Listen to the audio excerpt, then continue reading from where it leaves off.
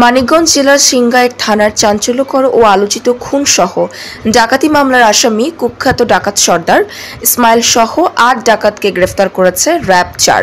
৩১ August রাতে ঢাকা জেলার আশুলিয়া থানার খেজুরটেক, ধামরাই থানার ছোট চন্দ্রাইল এবং সাভার থানার ছায়াবিথি এলাকায় অভিযান চালিয়ে এদের গ্রেফতার করা হয়।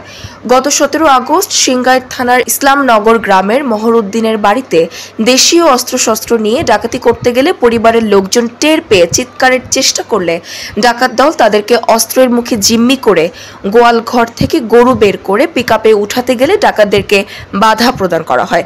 ডাকাত দল এতে ক্ষিপ্ত হয়ে মহরউদ্দিন ও তার বড় ছেলেকে নির্মমভাবে পিটিয়ে গুরুতর জখম করে গরু নিয়ে পালিয়ে যায়। পরে তাদের হাসপাতালে নিয়ে গেলে চিকিৎসাধীন অবস্থায় মহরউদ্দিন মারা যায়।